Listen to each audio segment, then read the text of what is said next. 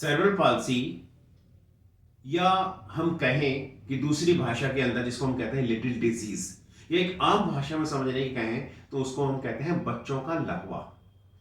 बच्चों का लकवा एग्जैक्टली ये पैरालिटिक अटैक नहीं है, पैरालिसिस नहीं है, लकवे से मिलती जुलती अवस्था है, इसलिए हम इसको बच्चों का लकवा कहते हैं। लेकिन यहां आपको एक बात बता दूं मैं कि पैरालिसिस में और सेरेब्रल पाल्सी में एक डिफरेंस है।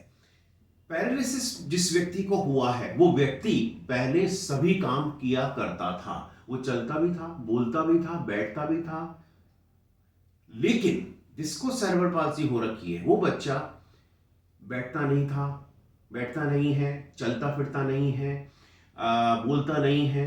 तो दोनों में डिफरेंस, और यहां पे सब यही डिफरेंस, यानी मैं एक नॉर्मल लैंग्वेज में आपको समझाऊं कि एक गाड़ी जो है चल रही है और रुक गई, तो उसको चलाना तो शायद थोड़ा आसान हो सकता है, लेकिन जो गाड़ी कभी चली ही नहीं, रुकी हुई है, उसको चलाना, उसके लिए थोड़ा सा डिफरेंट डिफरेंट और एडवांस स्किल की जरूरत है। इसलिए ट्रीटमेंट कहां कराना है, कैसे कराना है, किधर कराना है, कब कराना है, ये चीज के ऊपर जो है आप ध्यान दीजिए।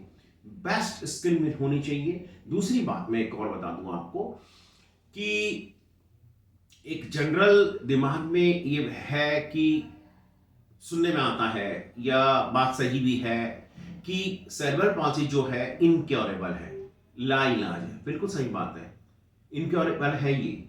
सेरेब्रल पाल्सी का ट्रीटमेंट कोई नहीं कर रहा, यानी शरीर के अंदर अगर घुस गई वो तो निकलेगी नहीं, ये बिल्कुल फैक्ट है।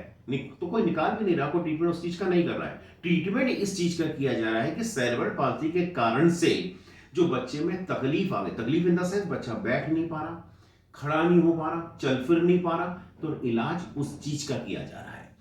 और अब सोचिए, एक 2 साल का बच्चा है, उसको आप गोद में ले जा करके वॉशरूम में ले जा रहे हैं, नहा रहे हैं, वो डिपेंडेंट है। अगर सेम स्थिति आप ये सोच के बैठ जाए कि बच्चा जो सेरेब्रल पाल्सी तो लाइलाज है, तो इसका इलाज कराने का क्या सेंस है, तो आप घर में बैठ गए, तो हो सकता है कि आप बच्चे को हमेशा डिपेंडेंट बना के रखें।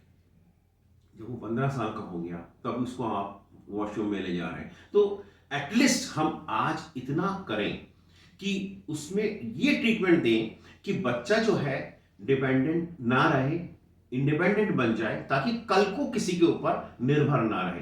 क्योंकि जो 15 साल का हो जाएगा तो वो मतलब हम इतना कर दें कि अपने आप अपना काम अपने आप कर सके। दूसरी बात, एक बात और ध्यान दीजिए कि उसकी उम्र बढ़ेगी तो आपकी भी तो उम्र बढ़ेगी, और जब आप नहीं होंगे तो उसके टेक केयर कौन करेगा।